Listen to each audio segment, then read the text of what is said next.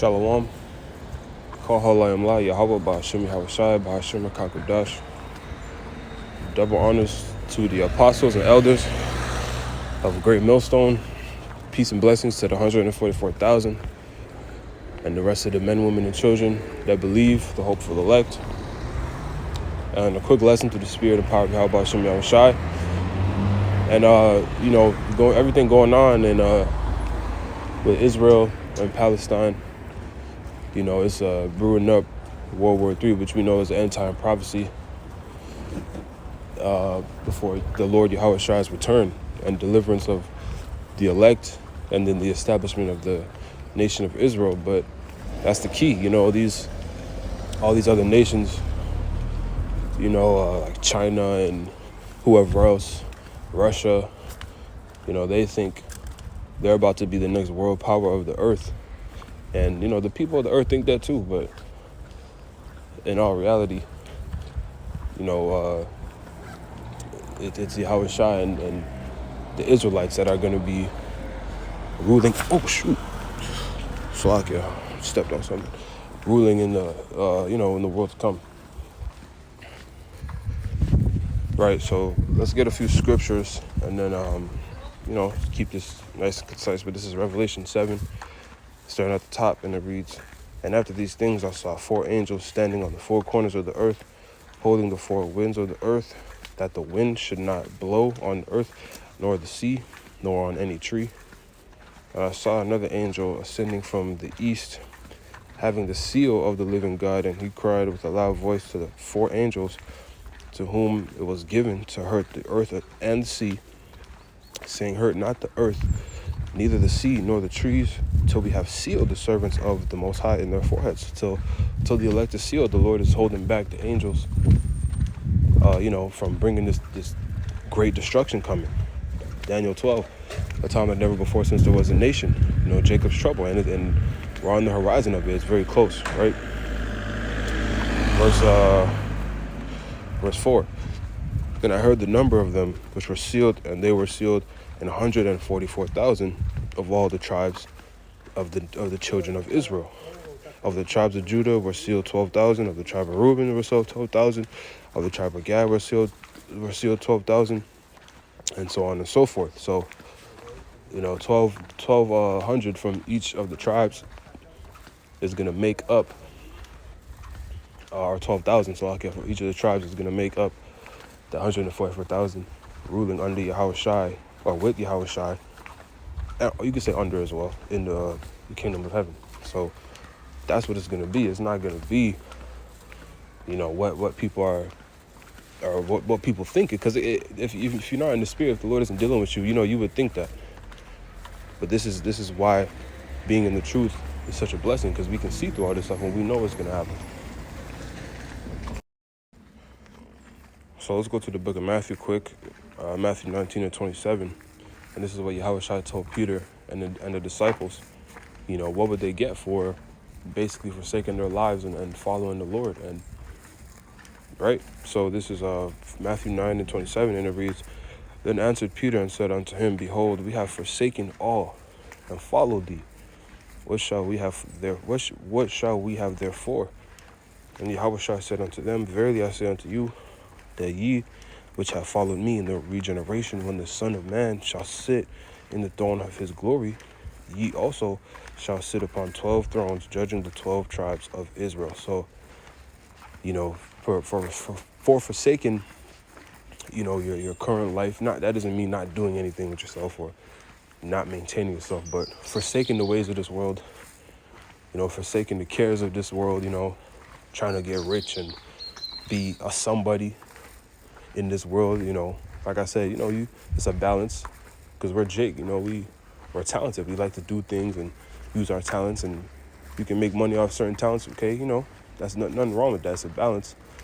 Live life a little bit, but keep the truth in the forefront and understand this place is about to pass away. This is a temporary rulership, and it's a wicked rulership at that. And the more you get engulfed in it, the more you're going to be led astray from Yahweh Ba'ashim Yahushai.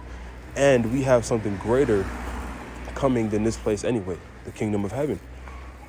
where we're going to be made immortals, pursuant to 1 Corinthians, the 15th chapter, around the 50th verse on down. You know, we're going to have spiritual power, spiritual bodies. Our nation is going to be back in order. Our women are going to be back in order. We're going to have rulership and dominion over the whole earth. The earth is going to be made new, replenished. You know, it's going to be how it's supposed to be. It's going to be actual paradise, how the Lord intended it to be. Right now, we're going through basically a punishment for our transgressions, our forefathers' transgressions, you know, but that's coming to an end. Right? We're in the latter part of our last captivity as Israelites. But our time is coming, and that's what we are. So let's go back to Revelation 7 and go back to the 9th verse. Jump to the 9th verse. It reads, "After this I beheld, and lo, a great multitude which no man could number, of all nations and kindreds and people and tongues, stood before the throne and before the Lamb, and clothed with white robes, and psalms in their hands, and cried with a loud voice, saying, Salvation to our power which sitteth upon the throne, and unto the Lamb." And that's because it's going to be the 144,000, which is the governing body in the kingdom. But then there's also that great multitude, as I mentioned in my opening statement, the other men, women, children who believe, you know, and, you know, who the Lord, who may have, you know, basically, you could say they believe, you know, they whether, because it's going to be lay believers, it's going to be, you know, people who the Lord chooses that are last minute, right? So it's all through the judgment of the Lord. But there's going to be men, women, and children who just believe and have different lots, may not a lot of a teacher or a prophet or whatever, that are, you know, that are also delivered to start up the kingdom of heaven. And if you read Isaiah 14, and it tells you the heathen are going to basically be in subjection, in captivity to the Israelites to build up the kingdom of heaven for their wrongdoings and wickedness against the apple of the Lord's eye, the Israelites. And that's what's coming, man. This is the rulership that's coming. So all this war you see going on, you know, leading to World War III, and, you know, people are thinking, you know, oh, it's going to be China, the next world power, Russia. You know, it's not going to be none of these nations. It's going to be the Israelites. And the Israelites are the so-called Negros, Latinos, and Native Americans. Those are the real Israelites. These Israelis in Israel right now are not the Israelites. Those are, you know, converts, Edomites who stole the nationality of Israelites.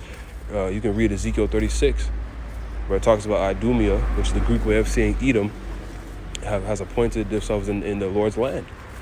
Going back to 1948, the Balfour Declaration, right?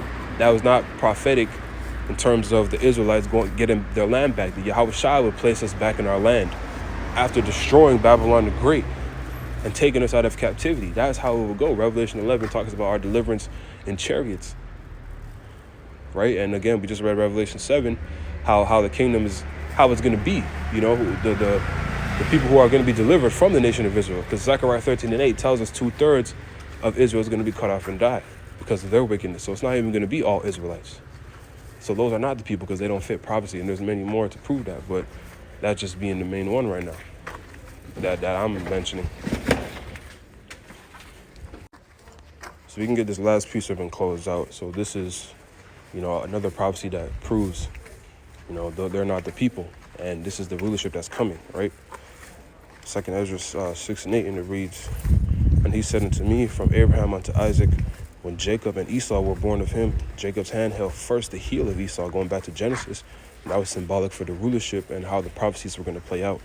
Verse 9, "For Esau is the end of the world," meaning the age, "and Jacob, the Israelites, is the beginning of it that followeth." So that's the rulership that's coming, man. And we're very close, because we can see the signs. We don't know the time nor day.